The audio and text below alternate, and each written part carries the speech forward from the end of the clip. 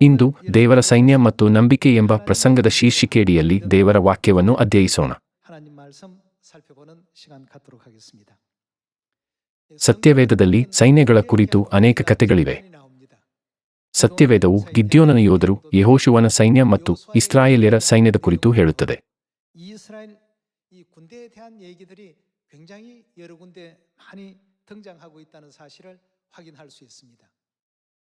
ಸತ್ಯವೇದವು ಆತ್ಮರಕ್ಷಣೆಗೆ ಜ್ಞಾನವನ್ನು ನೀಡುತ್ತದೆ ಎಂದು ದೇವರು ನಮಗೆ ಕಲಿಸಿದರು. ಹಾಗಾದರೆ ಸೈನ್ಯಗಳ ಕುರಿತು ಅನೇಕ ಕಥೆಗಳು ಏಕೆ ಇವೆ ಎಂದು ನಾವು ಯೋಚಿಸಬಹುದು. ಇದು ನಿಜಕ್ಕೂ ಕುತೂಹಲಕಾರಿ ಪ್ರಶ್ನೆಯಾಗಿದೆ. ಸೈನ್ಯವು ಮರಣ ಮತ್ತು ಜೀವದೊಂದಿಗೆ ವ್ಯವಹರಿಸುವ ಒಂದು ಗುಂಪಲ್ಲವೇ? ಒಂದು ಸೈನ್ಯವು ವಿಶೇಷ ಗುಂಪಾಗಿದೆ. ಅವರು ಶತ್ರುವನ್ನು ನಾಶ ಮಾಡದಿದ್ದರೆ ಅವರೇ ನಾಶವಾಗುತ್ತಾರೆ.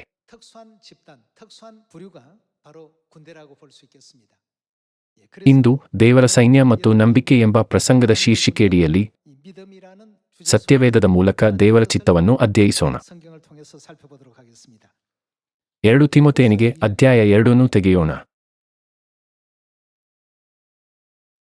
2 ತಿಮೊಥೆಯನಿಗೆ ಅಧ್ಯಾಯ 2 ವಚನ 3 ನೋಡೋಣ.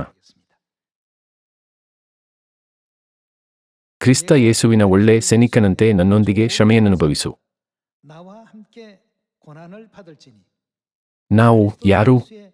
ಕ್ರಿಸ್ತ ಯೇಸುವಿನ ಒಳ್ಳೆ ಸೈನಿಕ.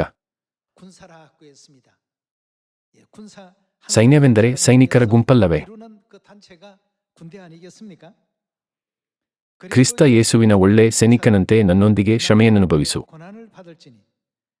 ಯುದ್ಧಕ್ಕೆ ಹೋಗುವ ಸೈನಿಕನು ಲೋಕ ವ್ಯವಹಾರದಲ್ಲಿ ಸಿಕ್ಕಿಕೊಳ್ಳದೆ ತನ್ನನ್ನು ಸೈನ್ಯದಲ್ಲಿ ಸೇರಿಸಿಕೊಂಡವನನ್ನು ಮೆಚ್ಚಿಸುವುದಕ್ಕೆ ಪ್ರಯಾಸ ಪಡುತ್ತಿರುವನಲ್ಲವೇ? ಇದನ್ನೇ ಸತ್ಯವೇದವು ನಮಗೆ ಕಲಿಸುತ್ತದೆ. ಸತ್ಯವೇದವು ನಮ್ಮನ್ನು ಏನೆಂದು ಕರೆಯುತ್ತದೆ? ನಾವು ಕ್ರಿಸ್ತ ಯೇಸುವಿನ ಒಳ್ಳೆಯ ಸೈನಿಕರು.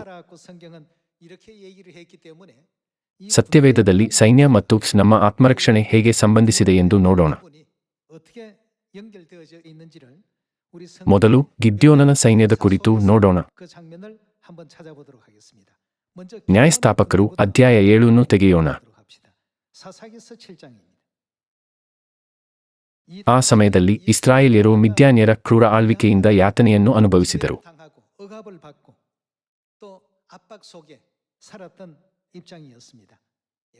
ದೇವರು ಗಿದ್ಯೋನನ ಮೂಲಕ ಇಸ್ರಾಯೇಲ್ಯರನ್ನು ದಬ್ಬಾಳಿಕೆಯಿಂದ ಬಿಡಿಸಿ ಅವರ ದೇಶವನ್ನು ಪುನಃ ಸ್ಥಾಪಿಸಿದರು.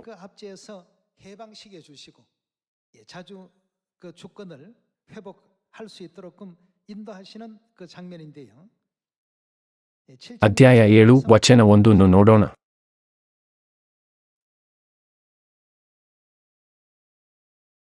ವಚನ 1ರಲ್ಲಿ ಹೀಗೆಂದು ಬರೆಯಲಾಗಿದೆ: ಯೆರುಬ್ಬಾಳನೆನಿಸಿಕೊಳ್ಳುವ ಗಿದ್ಯೋನನು ಅವನ ಸಂಗಡ ಇದ್ದ ಜನರು ಬೆಳಿಗ್ಗೆ ಎದ್ದು ಹೊರಟು ಹೋಗಿ ಹರೋದಿನ ಬುಗ್ಗೆಯ ಬಳಿಯಲ್ಲಿ ಇಳುಕೊಂಡರು. ಇವರಿಗೆ ಉತ್ತರ ದಿಕ್ಕಿನಲ್ಲಿ ಮೋರೆ ಗುಡ್ಡದ ಹಿಂದಿನ ತಗ್ಗಿನಲ್ಲಿ ಮಿದ್ಯಾನ್ಯರ ದಂಡಿಳಿದಿತ್ತು. ಆಗ ಯೆಹೋವನು ಗಿದ್ಯೋನನಿಗೆ, ನಿನ್ನ ಸಂಗಡ ಇರುವ ಜನರು ಹೆಚ್ಚಾಗಿದ್ದಾರೆ, ಇವರಕ್ಕೆಗೆ ಮಿದ್ಯಾನ್ಯರನ್ನು ಒಪ್ಪಿಸುವುದು ನನಗೆ ಸರಿಯಾಗಿ ಕಾಣುವುದಿಲ್ಲ. ಒಪ್ಪಿಸಿಕೊಟ್ಟರೆ ಸ್ವಹಸ್ತದಿಂದಲೇ ನಮಗೆ ರಕ್ಷಣೆಯುಂಟಾಯಿತೆಂದು ಹೆಚ್ಚಳಪಟ್ಟು ನನ್ನನ್ನು ಅಲಕ್ಷ್ಯ ಮಾಡಾರು. ಆದದರಿಂದ ಎಲ್ಲಾ ಜನರಿಗೆ ಕೇಳಿಸುವಂತೆ ಧೈರ್ಯವಿಲ್ಲದವರು ಅಂಜುವವರು ಈ ಗಿಲ್ಯಾದ್ ಪರ್ವತವನ್ನು ಬಿಟ್ಟು ಮನೆಗೆ ಹೋಗಲಿ ಎಂದು ಪ್ರಕಟಿಸುವಂದನು. ಬೇರೆ ರೀತಿಯಲ್ಲಿ ಹೇಳುವುದಾದರೆ, ಭಯಪಡುವವರು ದೇವರು ಇಸ್ರಾಯೇಲ್ಯರಿಗೆ ಜಯವನ್ನು ನೀಡುತ್ತಾರೆ ಮತ್ತು ಈ ಘಟನೆಗಳನ್ನು ಮುನ್ನಡೆಸುತ್ತಿದ್ದಾರೆ ಎಂದು ನಂಬಲಿಲ್ಲ.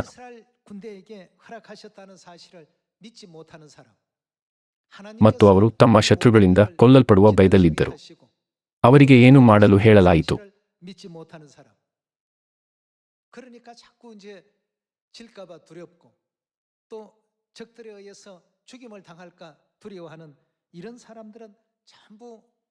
ಈ ಗಿಲ್ಯಾದ್ ಪರ್ವತವನ್ನು ಬಿಟ್ಟು ಮನೆಗೆ ಹೋಗಲಿ.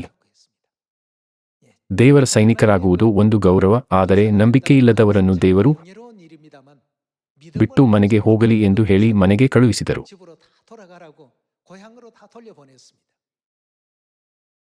ಉಳಿದ ಸೈನಿಕರು ದೇವರಲ್ಲಿ ಸಂಪೂರ್ಣ ನಂಬಿಕೆ ಇಟ್ಟಿದ್ದರು.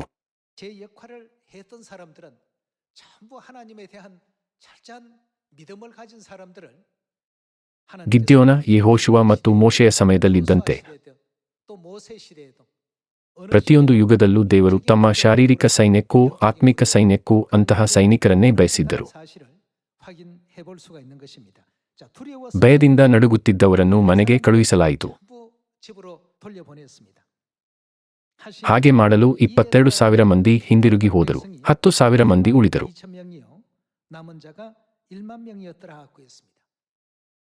32,000 ಸೈನಿಕರಲ್ಲಿ 22,000 ಸೈನಿಕರು ಭಯದಿಂದ ನಡುಗುತ್ತಿದ್ದರು. ಬೇರೆ ರೀತಿಯಲ್ಲಿ ಹೇಳುವುದಾದರೆ ಅವರಿಗೆ ದೇವರಲ್ಲಿ ನಂಬಿಕೆ ಇರಲಿಲ್ಲ. ಅವರನ್ನು ಮನೆಗೆ ಕಳುಹಿಸಲಾಯಿತು.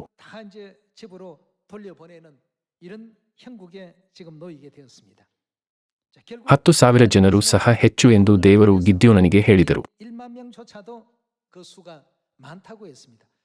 ಸೈನ್ಯದ ಸಂಖ್ಯೆಯಿಂದ ಗೆಲುವು ಮತ್ತು ಸೋಲು ನಿರ್ಧಾರವಾಗಲು ದೇವರು ಬಿಡಲಿಲ್ಲ.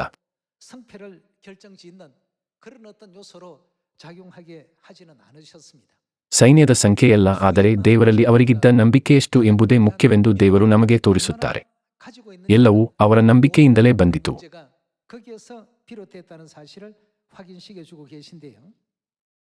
ವಚನ 4 ನೋಡೋಣ. ಯೆಹೋವನು ತಿರುಗಿ ಗಿದ್ಯೋನನಿಗೆ, ನಿನ್ನ ಬಳಿಯಲ್ಲಿರುವ ಜನರು ಇನ್ನೂ ಹೆಚ್ಚಾಗಿದ್ದಾರೆ. ನೀನು ಅವರನ್ನು ಹಳ್ಳಕ್ಕೆ ಕರೆದುಕೊಂಡು ಹೋಗು, ಅಲ್ಲಿ ಅವರನ್ನು ನಿನಗೋಸ್ಕರ ಪರೀಕ್ಷಿಸುವೆನು. ಯಾರು ನಿನ್ನ ಸಂಗಡ ಹೋಗಬಹುದೆಂದು ಹೇಳುವೆನೋ ಅವರು ಮಾತ್ರ ಹೋಗಲಿ, ಯಾರಿಗೆ ಹೋಗಬಾರದೆಂದು ಹೇಳುವೆನೋ ಅವರು ಹೋಗದಿರಲಿ ಅಂದನು.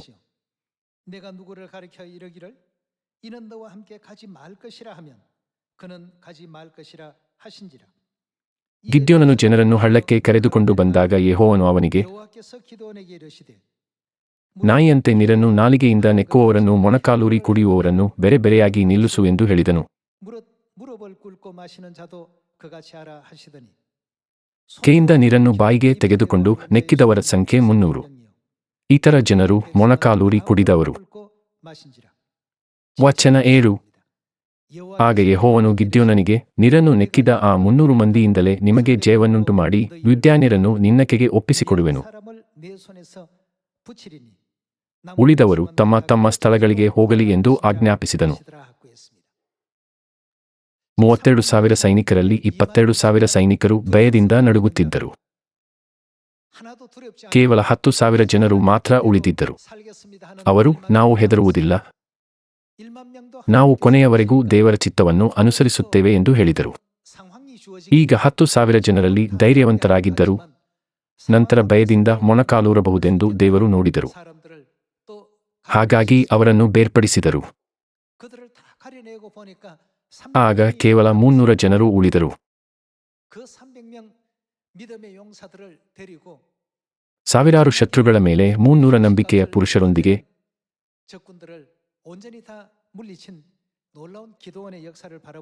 ಗಿದ್ಯೋನನ ವಿಜಯವು ದೇವರು ತನ್ನ ಸೈನ್ಯಕ್ಕೆ ಸಂಪೂರ್ಣ ನಂಬಿಕೆಯುಳ್ಳವರನ್ನು ಆರಿಸಿಕೊಳ್ಳುತ್ತಾರೆಂದು ತೋರಿಸುತ್ತದೆ.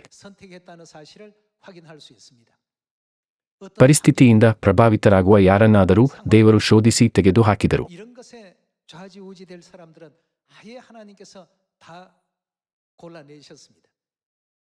ಈ ಸುವಾರ್ತೆಯ ಯುಗದಲ್ಲಿ 2 ತಿಮೊಥೆಯನಿಗೆ 2 ನಾವು ಕ್ರಿಸ್ತನ ಒಳ್ಳೆ ಸೈನಿಕರೆಂದು ಹೇಳುತ್ತದೆ. ಗಿದ್ಯೋನನ ಸೈನ್ಯದಂತೆ ದೇವರು ಉಪಯೋಗಿಸುವ ಸೈನಿಕರಾಗಲು ನಮಗೆ ನಂಬಿಕೆ ಇರಬೇಕು.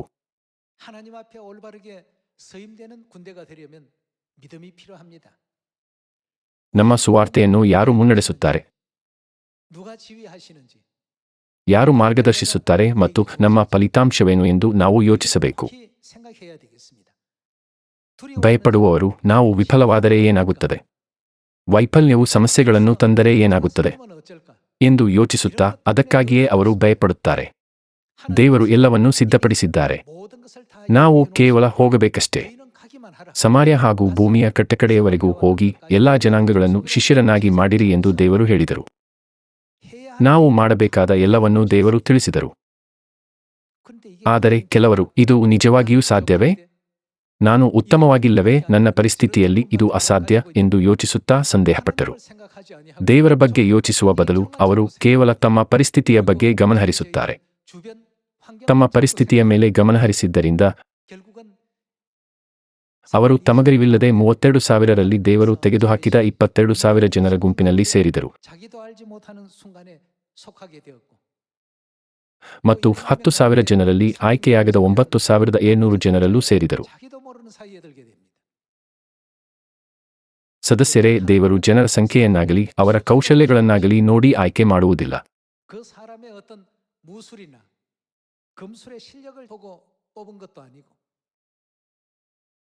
ದೇವರು ಅವರನ್ನು ಆರಿಸುವಾಗ ಅವರ ಪರೀಕ್ಷೆಯು ದೇವರಲ್ಲಿನ ಸಂಪೂರ್ಣ ನಂಬಿಕೆಯಾಗಿತ್ತು. ಅಂತಹವರಿಗೆ ದೇವರು ಜಯವನ್ನು ಕೊಟ್ಟರು. ನಂಬಿಕೆಯಿದ್ದ ಜನರ ಮೂಲಕ ದೇವರು ತಮ್ಮ ಯೋಜಿತ ಸುವಾರ್ತೆಯ ಕಾರ್ಯವನ್ನು ನೆರವೇರಿಸಿದರೆಂದು ಸತ್ಯವೇದವು ನಮಗೆ ತೋರಿಸುತ್ತದೆ.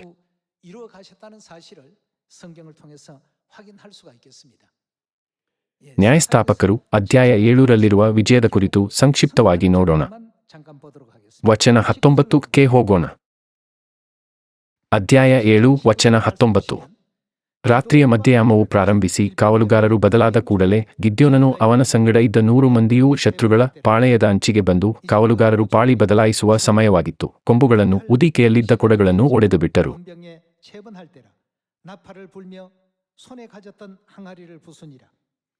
ಕೂಡಲೇ 3 ಗುಂಪಿನವರು ಕೊಂಬುಗಳನ್ನು ಊದಿ ಕೊಡಗಳನ್ನು ಒಡೆದುಬಿಟ್ಟು ಎಡಗೆಯಲ್ಲಿ ಪಂಜುಗಳನ್ನು ಬಲಗೆಯಲ್ಲಿ ಊದುವ ಕೊಂಬುಗಳನ್ನು ಹಿಡಿದು ಯೆಹೋವನ ಕತ್ತಿ, ಗಿದ್ಯೋನನ ಕತ್ತಿ ಎಂದು ಕೂಗಿ ಪಾಳೆಯದ ಸುತ್ತಲೂ ತಮ್ಮ ತಮ್ಮ ಸ್ಥಳದಲ್ಲಿ ನಿಂತರು. ಪಾಳೆಯದವರಾದರೋ ಭ್ರಾಂತರಾಗಿ ಕೂಗುತ್ತಾ ಓಡಿಹೋಗ ಪ್ರಾರಂಭಿಸಿದರು. ಆ 300 ಮಂದಿಯೂ ಕೊಂಬುಗಳನ್ನು ಊದುತ್ತಿರುವಲ್ಲಿ ಪಾಳೆಯದವರು ಒಬ್ಬರನ್ನೊಬ್ಬರು ಹತಮಾಡಿಕೊಳ್ಳುವಂತೆ ಯೆಹೋವನು ಮಾಡಿದನು. ಪಾಳೆಯದವರು ಚೆರೆರದ ದಾರಿಯಲ್ಲಿರುವ ಬೆತ್ಷಿಟ್ಟದವರೆಗೂ ಟಬ್ಬಾತಿನ ಬಳಿಯಲ್ಲಿರುವ ಆಬೆಲ್ಮೆಹೋಲ ಪ್ರಾಂತ್ಯದವರೆಗೂ ಓಡಿಹೋದರು. ಇಸ್ರಾಯೇಲ್ಯರಾದ ನಫ್ತಾಲಿ, ಆಶೇರ್ ಕುಲಗಳವರು, ಮನಸ್ಸೆ ಕುಲದ ಎಲ್ಲಾ ಜನರೂ ಕೂಡಿ ಬಂದು ಮಿದ್ಯಾನ್ಯರನ್ನು ಹಿಂದಟ್ಟಿದರು. ಈ ರೀತಿ ಎಷ್ಟು ಸೈನಿಕರು ಮರಣ ಹೊಂದಿದರು? 1,35,000 ಜನರು ಹತರಾದರು. ಕೇವಲ 300 ಜನರು ಕೂಗಿದ ಮಾತ್ರಕ್ಕೆ ಈ ಅದ್ಭುತ ಕಾರ್ಯವು ನಡೆಯಿತು. ದೇವರ ಜಯದ ಮಾರ್ಗವು ಮರ್ಮವಾಗಿದೆ.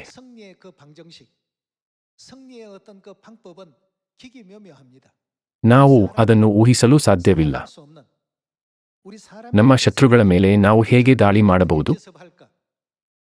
ನಾವು ಬಾಣಗಳು ಮತ್ತು ಕತ್ತಿಗಳಿಂದ ಎಷ್ಟು ಜನರನ್ನು ಕೊಲ್ಲಬಹುದು ಎಂದು ಯೋಚಿಸಬಹುದು. ನಮಗೆ ಜಯವು ಯಾವಾಗ ಲಭಿಸುವುದು? 300 ಜನರಿಂದ 1,35,000 ಜನರನ್ನು ಸೋಲಿಸುವುದು ಊಹಿಸಲು ಸಾಧ್ಯ. ಎಷ್ಟಾದರೂ ಗಿದ್ಯೋನನ ಸೈನ್ಯವು ಜಯ ಹೊಂದುವಂತೆ ದೇವರು ಎಲ್ಲವನ್ನೂ ಸುಲಭವಾಗಿ ನಡೆಸಿದರು.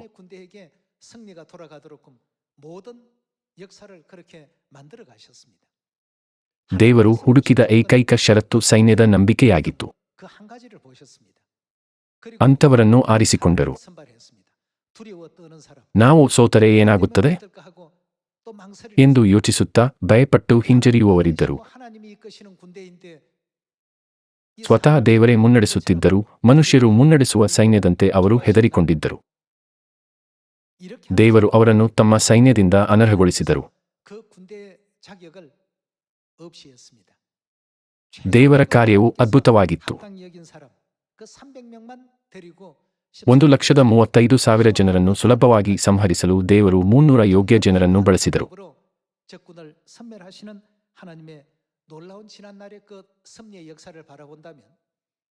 ಇದು ಇಂದಿನ ನಮ್ಮ ಪ್ರಶ್ನೆಗೆ ಉತ್ತರಿಸುತ್ತದೆ.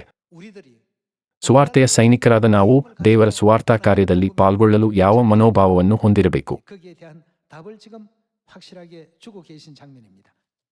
ಸತ್ಯವೇದವು ಸ್ಪಷ್ಟವಾಗಿ ಕಲಿಸುವುದನ್ನು ನಾವು ತಪ್ಪಿಸಬಾರದು ಅಥವಾ ಮರೆಯಬಾರದು.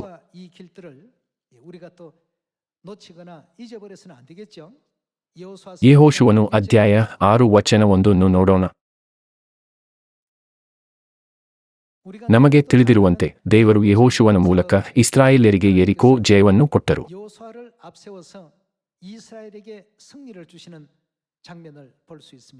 ಅಧ್ಯಾಯ 6 ವಚನ 1. ಯೆರಿಕೋವಿನವರು ಇಸ್ರಾಯೇಲ್ಯರಿಗೆ ಹೆದರಿ ತಮ್ಮ ಪಟ್ಟಣದ ಬಾಗಲುಗಳನ್ನು ಭದ್ರವಾಗಿ ಮುಚ್ಚಿಕೊಂಡರು. ಯಾರೂ ಒಳಗೆ ಹೋಗಲಿಲ್ಲ, ಹೊರಗೆ ಬರಲಿಲ್ಲ. ಆಗ ಯೆಹೋವನು ಯೆಹೋಶುವನಿಗೆ, ನೋಡು, ನಾನು ಯೆರಿಕೋವನ್ನು ಅದರ ಅರಸನನ್ನು ಯುದ್ಧವೀರರನ್ನು ನಿನ್ನ ಕೈಗೆ ಒಪ್ಪಿಸಿದ್ದೇನೆ. ನಿಮ್ಮ ಭಟರೆಲ್ಲ 6 ದಿವಸಗಳವರೆಗೆ ದಿನಕ್ಕೆ 1 ಸಾರಿ ಪಟ್ಟಣವನ್ನು ಸುತ್ತಲಿ. 7 ಮಂದಿ ಯಾಜಕರು ಕೊಂಬುಗಳನ್ನು ಹಿಡಿದುಕೊಂಡು ಮಂಜೂಷದ ಮುಂದೆ ನಡೆಯಲಿ. 7ನೆಯ ದಿವಸ ನೀವು ಪಟ್ಟಣವನ್ನು 7 ಸಾರಿ ಸುತ್ತಬೇಕು. ಯಾಜಕರು ಕೊಂಬುಗಳನ್ನು ಊದಬೇಕು. ಅವರು ದೀರ್ಘವಾಗಿ ಊದುವ ಕೊಂಬಿನ ಧ್ವನಿಯು ಕೇಳಿಸುತ್ತಲೇ ನೀವೆಲ್ಲರೂ ಮಹತ್ತರವಾಗಿ ಆರ್ಭಟಿಸಿರಿ. ಆಗ ಪಟ್ಟಣದ ಗೋಡೆಯು ತಾನೇ ಬಿದ್ದು ಹೋಗುವುದು. ಪ್ರತಿಯೊಬ್ಬನೂ ನೆಟ್ಟಗೆ ಒಳನುಗ್ಗಬಹುದು ಎಂದು ಹೇಳಿದನು. ಯುದ್ಧದಂತೆಯೇ ಕಾಣದ ಒಂದು ಯುದ್ಧವನ್ನು ದೇವರು ಆಜ್ಞಾಪಿಸಿದರು. ನಿಮ್ಮ ಭಟರೆಲ್ಲ 6 ದಿವಸಗಳವರೆಗೆ ದಿನಕ್ಕೆ 1 ಸಾರಿ ಪಟ್ಟಣವನ್ನು ಸುತ್ತಲಿ. 7 ಮಂದಿ ಯಾಜಕರು ಕೊಂಬುಗಳನ್ನು ಹಿಡಿದುಕೊಂಡು ಮಂಜೂಷದ ಮುಂದೆ ನಡೆಯಲಿ. 7ನೆಯ ದಿವಸ ನೀವು ಪಟ್ಟಣವನ್ನು 7 ಸಾರಿ ಸುತ್ತಬೇಕು. ಯಾಜಕರು ಕೊಂಬುಗಳನ್ನು ಊದಬೇಕು. ಅವರು ದೀರ್ಘವಾಗಿ ಊದುವ ಕೊಂಬಿನ ಧ್ವನಿಯು ಕೇಳಿಸುತ್ತಲೇ ನೀವೆಲ್ಲರೂ ಮಹತ್ತರವಾಗಿ ಆರ್ಭಟಿಸಿರಿ. ಸೈನ್ಯದ ಅಗತ್ಯವೂ ಇರಲಿಲ್ಲ. ಯುದ್ಧವೇ ಇಲ್ಲವೆಂದು ತೋರಿತು. ಈ ತಂತ್ರವನ್ನು ದೇವರು ಅವರಿಗೆ ನೀಡಿದರು. ಯೆಹೋಶುವನ ಸೈನ್ಯವು ದೇವರ ವಾಕ್ಯವನ್ನು ನಿಖರವಾಗಿ ಪಾಲಿಸಿತು. ಈಗ ಏನಾಯಿತು ಎಂದು ನೋಡಲು ವಚನ 15 ಓದೋಣ.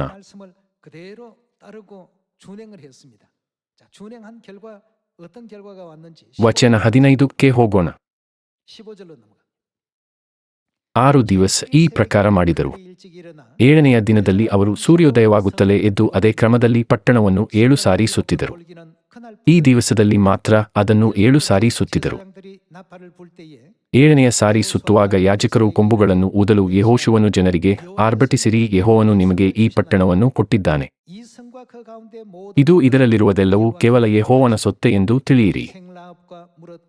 ಸೂಳೆಯಾದ ರಾಹಾಬಳು ಅವಳ ಸಂಗಡ ಮನೆಯಲ್ಲಿರುವವರೆಲ್ಲರೂ ಉಳಿಯಲಿ. ನಾವು ಕಳುಹಿಸಿದ ದೂತರನ್ನು ಅವಳು ಅಡಗಿಸಿಟ್ಟಳಲ್ಲ. ವಚನ 20 ನೋಡೋಣ. ಕೂಡಲೇ ಜನರ ಆರ್ಭಟವೂ ಕೊಂಬುಗಳ ಧ್ವನಿಯೂ ಉಂಟಾದವು. ಜನರು ಕೊಂಬಿನ ಧ್ವನಿಯನ್ನು ಕೇಳಿ ಮಹತ್ತರವಾಗಿ ಆರ್ಭಟಿಸಲು ಪಟ್ಟಣದ ಗೋಡೆಯು ತಾನೇ ಬಿದ್ದು ಹೋಯಿತು. ಪ್ರತಿಯೊಬ್ಬನೂ ನೆಟ್ಟಗೆ ಪಟ್ಟಣದಲ್ಲಿ ನುಗ್ಗಿ ಹೋದನು. ಅದು ಅವರಿಗೆ ಸ್ವಾಧೀನವಾಯಿತು. ಕಾನಾನಿನ ಮೊದಲ ನಗರ ಯೆರಿಕೋ ಬಲವಾದ ಕೋಟೆಯಾಗಿತ್ತು. ಇಸ್ರಾಯೇಲ್ಯರು 6 ದಿನಗಳ ಕಾಲ ಅದನ್ನು ಸುತ್ತಿದರು.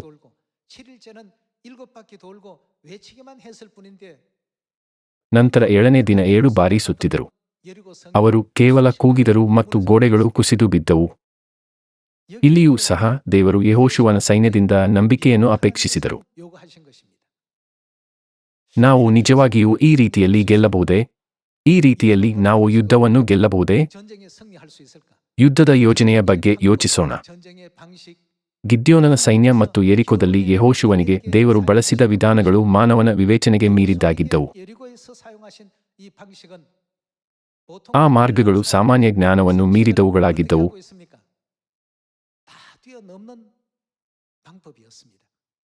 ದೇವರು ಯಾವಾಗಲೂ ಇಸ್ರಾಯೇಲ್ ಸೈನ್ಯವನ್ನು ಮಾನವನ ತಿಳುವಳಿಕೆಯನ್ನು ಮೀರಿದ ರೀತಿಯಲ್ಲಿ ಮುನ್ನಡೆಸಿದ್ದಾರೆಂದು ನಾವು ನೋಡಬೇಕು.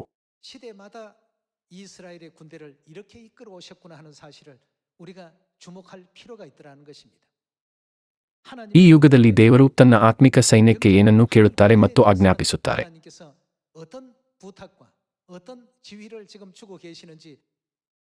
ಈ ಯುಗದಲ್ಲಿ ನಾವು ಯೆಹೋಶುವ ಮತ್ತು ಗಿದ್ಯೋನನಂತೆ ನಂಬಿಕೆಯಿಂದ ದೇವರು ಆಜ್ಞಾಪಿಸಿದಂತೆ ಮಾಡಿದರೆ ಏನಾಗುತ್ತದೆ?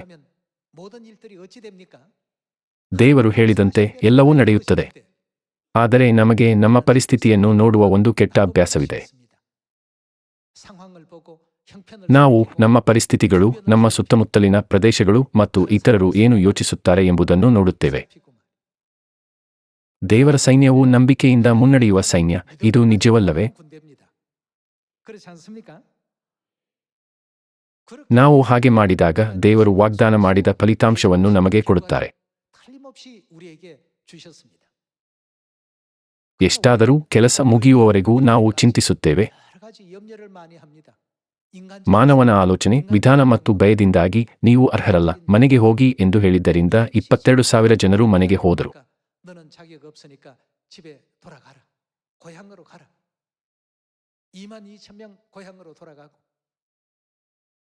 10,000 ಜನರಲ್ಲಿ 9,700 ಜನರು ಮನೆಗೆ ಹೋದರು.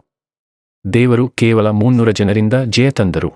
하나님께서 승리하시고 ಸಂಖ್ಯೆ ಹೆಚ್ಚಿರಲಿ ಕಡಿಮೆ ಇರಲಿ, ದೇವರು ನಂಬಿಕೆಯ ಪರಲೋಕ ಸೈನ್ಯದ ಮೂಲಕವೇ ತಮ್ಮ ಸುವಾರ್ತೆ ಕೆಲಸವನ್ನು ಮಾಡುತ್ತಾರೆಂದು ಇದು ತೋರಿಸುತ್ತದೆ. 믿음 있는 이와 같은 하늘 군대를 통해서 당신의 복음의 역사를 진행하시고 이끌어 가셨다는 사실을 확인해 볼 수가 있는 것입니다.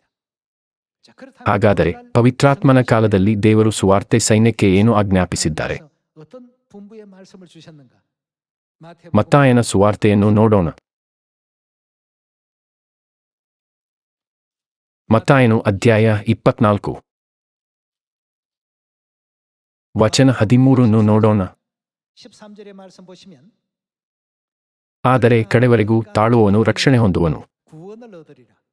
ಇದಲ್ಲದೆ ಪರಲೋಕರಾಜ್ಯದ ಈ ಸುವಾರ್ತೆಯು ಸರ್ವಲೋಕದಲ್ಲಿ ಎಲ್ಲಾ ಜನಾಂಗಗಳಿಗೆ ಸಾಕ್ಷಿಗಾಗಿ ಸಾರಲಾಗುವುದು. ಆಗ ಅಂತ್ಯವು ಬರುವುದು. 어찌 된다고요? 자, ಯೇಸು ತಮ್ಮ ಸುವಾರ್ತೆಯ ಸೈನ್ಯಕ್ಕೆ ಈ ಅಂತ್ಯದ ಬಗ್ಗೆ ಕಲಿಸಿದರು. 결말에 대한 것을 1차적으로 일깨워 주셨습니다. ಪರಲೋಕರಾಜ್ಯದ ಈ ಸುವಾರ್ತೆಯು ಸರ್ವಲೋಕದಲ್ಲಿ ಎಲ್ಲಾ ಜನಾಂಗಗಳಿಗೆ ಸಾಕ್ಷಿಗಾಗಿ ಸಾರಲಾಗುವುದು ಮತ್ತು ಸುವಾರ್ತಾ ಕಾರ್ಯವು ಕೊನೆಗೊಳ್ಳುತ್ತದೆ. 하게 될 것이다. ಅಧ್ಯಾಯ 28ಕ್ಕೆ ಹೋಗೋಣ. 같은 ಮತ್ತಾಯನು ಅಧ್ಯಾಯ 28 ವಚನ 18. ಆಗ ಯೇಸು ಹತ್ತರಕ್ಕೆ ಬಂದು, ಪರಲೋಕದಲ್ಲಿಯೂ ಭೂಲೋಕದಲ್ಲಿಯೂ ಎಲ್ಲ ಅಧಿಕಾರವು ನನಗೆ ಕೊಡಲ್ಪಟ್ಟಿದೆ. ಆದ್ದರಿಂದ ನೀವು ಹೊರಟು ಹೋಗಿ ಎಲ್ಲಾ ದೇಶಗಳ ಜನರನ್ನು ಶಿಷ್ಯರನ್ನಾಗಿ ಮಾಡಿರಿ. ಅವರಿಗೆ ತಂದೆಯ, ಮಗನ, ಪವಿತ್ರಾತ್ಮನ ಹೆಸರಿನಲ್ಲಿ ದೀಕ್ಷಾಸ್ನಾನ ಮಾಡಿಸಿ. ನಾನು ನಿಮಗೆ ಆಜ್ಞಾಪಿಸಿದ್ದನ್ನೆಲ್ಲ ಕಾಪಾಡಿಕೊಳ್ಳುವುದಕ್ಕೆ ಅವರಿಗೆ ಉಪದೇಶ ಮಾಡಿರಿ. ನೋಡಿರಿ, ನಾನು ಯುಗದ ಸಮಾಪ್ತಿಯವರೆಗೂ ಎಲ್ಲ ದಿವಸ ನಿಮ್ಮ ಸಂಗಡ ಇರುತ್ತೇನೆ ಎಂದು ಹೇಳಿದನು. ಪರಲೋಕದ ಸುವಾರ್ಥ ಸೈನ್ಯದ ಸೇನಾಧಿಪತಿಯಾದ ಯೇಸು, ಈ ಸುವಾರ್ತೆಯು ಸಮಾರ್ಯ ಹಾಗೂ ಭೂಮಿಯ ಕಟ್ಟಕಡೆಯವರೆಗೂ ಖಂಡಿತವಾಗಿಯೂ ಸಾರಲ್ಪಡುತ್ತದೆ ಎಂದು ಹೇಳಿದರು ಮತ್ತು ನಮಗೆ ಎಲ್ಲಾ ದೇಶಗಳ ಜನರನ್ನು ಶಿಷ್ಯರನ್ನಾಗಿ ಮಾಡಿರಿ ಎಂಬ ವಿಧಾನವನ್ನು ಕಲಿಸಿದರು. ದೇವರು ಯೆಹೋಶುವನಿಗೆ ಯೆರಿಕೋವನ್ನು 6 ದಿನಕ್ಕೊಮ್ಮೆ 7ನೇ ದಿನ 7 ಸಾರಿ ಸುತ್ತಲೂ ಹೇಳಿದಂತೆಯೇ ಈಗ ನಮಗೂ ಒಂದು ವಿಧಾನವನ್ನು ನೀಡುತ್ತಾರೆ. ನಾವು ಎಲ್ಲಾ ದೇಶಗಳ ಜನರನ್ನು ಏನು ಮಾಡಬೇಕು? ಆದ್ದರಿಂದ ನೀವು ಹೊರಟು ಹೋಗಿ ಎಲ್ಲಾ ದೇಶಗಳ ಜನರನ್ನು ಶಿಷ್ಯರನ್ನಾಗಿ ಮಾಡಿರಿ. ಅವರಿಗೆ ತಂದೆಯ, ಮಗನ, ಪವಿತ್ರಾತ್ಮನ ಹೆಸರಿನಲ್ಲಿ ದೀಕ್ಷಾಸ್ನಾನ ಮಾಡಿಸಿ. ನಾನು ನಿಮಗೆ ಆಜ್ಞಾಪಿಸಿದ್ದನ್ನೆಲ್ಲ ಕಾಪಾಡಿಕೊಳ್ಳುವುದಕ್ಕೆ ಅವರಿಗೆ ಉಪದೇಶ ಮಾಡಿರಿ. ಮತ್ತಾಯನು ಅಧ್ಯಾಯ 24ರಲ್ಲಿರುವಂತೆ ಇದು ಸಂಭವಿಸಿದಾಗ ಪರಲೋಕರಾಜ್ಯದ ಸುವಾರ್ತೆಯು ಪೂರ್ಣಗೊಳ್ಳುತ್ತದೆ. ಯೆಹೋಶುವನ ಸೈನ್ಯವಾಗಲಿ ಗಿದ್ಯೋನನ ಸೈನ್ಯವಾಗಲಿ ದೇವರು ಹೇಳಿದಂತೆಯೇ ಅವರು ಮಾಡಿದರು. ಆಗ ಏನಾಯಿತು? ಅವರು ದೇವರ ವಾಕ್ಯದಂತೆಯೇ ಫಲಿತಾಂಶಗಳನ್ನು ಪಡೆದರು. ಹಾಗಾದರೆ ಇಂದಿನ ದೇವರ ಸುವಾರ್ತೆಯ ಸೈನ್ಯವು ಏನು ಮಾಡಬೇಕು? ದೇವರು ತಮ್ಮ ವಾಕ್ಯವನ್ನು ನೆರವೇರಿಸುತ್ತಾರೆಂದು ನಾವು ನಂಬಿ ಮುಂದುವರಿಯಬೇಕಲ್ಲವೇ? ದೇವರು ಪರಲೋಕರಾಜ್ಯದ ಈ ಸುವಾರ್ತೆಯು ಸರ್ವಲೋಕದಲ್ಲಿ ಎಲ್ಲಾ ಜನಾಂಗಗಳಿಗೆ ಸಾಕ್ಷಿಗಾಗಿ ಸಾರಲಾಗುವುದು ಎಂದು ಹೇಳಿದರು.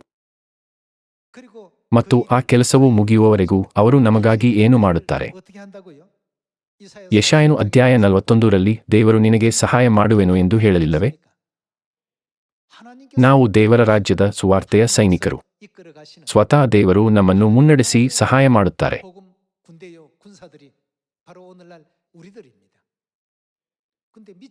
ಆದರೆ ನಂಬಿಕೆಯಿಲ್ಲದ ಕಾರಣ ನಾವು ಅನುಮಾನಿಸಿ ಪ್ರಯತ್ನಿಸಲು ಹೆದರಿದರೆ ದೇವರು ನಮಗೇನು ಹೇಳುವರು? ಮನೆಗೆ ಹೋಗಿ ನಿಮ್ಮ ಊರಿಗೆ ಹಿಂತಿರುಗಿ. ಯೆಹೋಶುವ ಮತ್ತು ಗಿದ್ಯೋನನ ಸೈನ್ಯಗಳಂತೆ ದೇವರ ಧ್ಯೇಯ ಹೊಂದಿರುವ ಸುವಾರ್ತೆಯ ಸೈನ್ಯಕ್ಕೆ ನಂಬಿಕೆ ಇರಬೇಕು. ನಾವು ದೇವರ ವಾಕ್ಯವನ್ನು ಕೇಳಿ ಅವರ ಕಾರ್ಯವು ವಾಗ್ದಾನ ಮಾಡಿದಂತೆ ನೆರವೇರುತ್ತದೆಂದು ನಂಬಬೇಕು. ಇದೇ ನಾವು ನೆರವೇರಿಸಬೇಕಾದ ಚರ್ಚ್ ಆಫ್ ಗಾಡ್ನ ಸುವಾರ್ತೆಯಾಗಿದೆ. ನಾವು ಗಿದ್ಯೋನನ ಯೋಧರಂತೆ ಮತ್ತು ಯೆಹೋಶುವನ ಸೈನ್ಯದಂತೆ ಇರಬೇಕು. ಅವರು ಕೇವಲ ದೇವರ ಅದ್ಭುತದಿಂದ ಗೆದ್ದರು ಎಂದು ಯೋಚಿಸುವ ಬದಲು ದೇವರು ಅದನ್ನು ಹೇಗೆ ನಿರ್ವಹಿಸಿದರು, ದೇವರ ಪಾತ್ರ ಮತ್ತು ಸೈನಿಕರ ಪಾತ್ರವೇನಾಗಿತ್ತು ಎಂಬುದನ್ನು ನಾವು ಕೇಳಬೇಕು.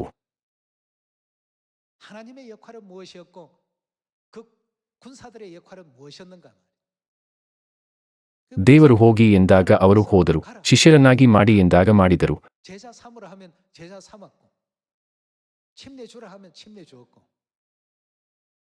ದೀಕ್ಷಾಸ್ನಾನ ಮಾಡಿಸಿ ಎಂದಾಗ ಮಾಡಿಸಿದರು. ನನ್ನ ಆಜ್ಞೆಗಳನ್ನು ಬೋಧಿಸಿ ಎಂದಾಗ ಅವರು ಕೈಗೊಳ್ಳಲು ಕಲಿಸಿದರು. ನಾವು ಇದನ್ನು ಮಾಡುವಾಗ ಸುವಾರ್ತೆಯು ಸಮಾರ್ಯ ಹಾಗೂ ಭೂಮಿಯ ಕಟ್ಟಕಡೆಯವರೆಗೂ ಎಲ್ಲಾ ಜನಾಂಗಗಳಿಗೆ ನಮಗರಿವಿಲ್ಲದೆ ಬೋಧಿಸಲ್ಪಡುತ್ತಿದೆ. ನೀವು ಬೋಧಿಸದಿದ್ದರೂ ಉಶುವಾಯದಲ್ಲಿ ಮತ್ತು ನೀವು ಹೋಗದ ದೂರದ ಸ್ಥಳಗಳಲ್ಲಿಯೂ ಸಭೆಗಳು ಸ್ಥಾಪಿಸಲ್ಪಟ್ಟಿವೆ.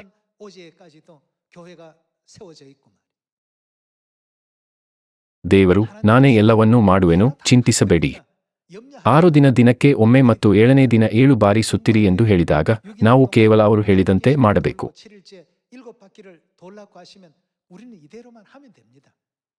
ಆಗ ಸುವಾರ್ತೆಗೆ ಏನಾಗುತ್ತದೆ? ಸುವಾರ್ತೆಯು ಸರ್ವಲೋಕಕ್ಕೆ ಸಾರಲ್ಪಡುವುದೆಂದು ದೇವರು ಮೊದಲೇ ವಾಗ್ದಾನ ಮಾಡಿಲ್ಲವೇ?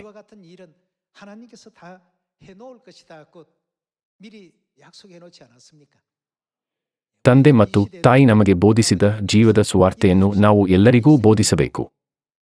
ನಮ್ಮ ನೆರೆಯವರು, ನೀವು ಪಕ್ಕದ ಮನೆಯಲ್ಲಿ ವಾಸಿಸುತ್ತಿದ್ದೀರಿ, ಆದರೆ ನನಗೆ ಎಂದಿಗೂ ಬೋಧಿಸಲಿಲ್ಲ ಎಂದು ಹೇಳಿದರೆ ಏನಾಗುತ್ತದೆ?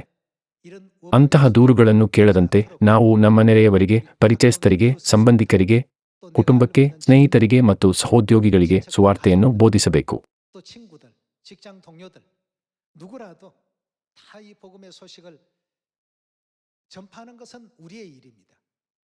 ಕೆಲವರು ಕೇಳುವರು, ಕೆಲವರು ತಿರಸ್ಕರಿಸುವರು. ಆದರೆ ನಾವು ತಿಳಿಸದಿದ್ದರೆ ಪರಲೋಕದ ಜನರು ಸತ್ಯವನ್ನು ಸ್ವೀಕರಿಸಲು ಸಾಧ್ಯವಿಲ್ಲ. ಹಾಗಾಗಿ ನಾವು ಪ್ರತಿಯೊಬ್ಬರಿಗೂ ತಿಳಿಸಲೇಬೇಕು.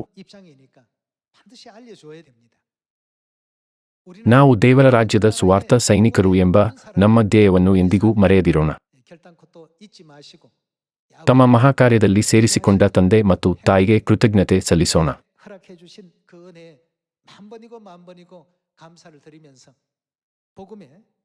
ಸುವಾರ್ತೆ ಕೆಲಸಗಾರರ ಫಲವನ್ನು ಪಡೆದು ಅವರಿಗೆ ಸಂತೋಷ ಮತ್ತು ಮಹಿಮೆಯನ್ನು ಸಲ್ಲಿಸೋಣ.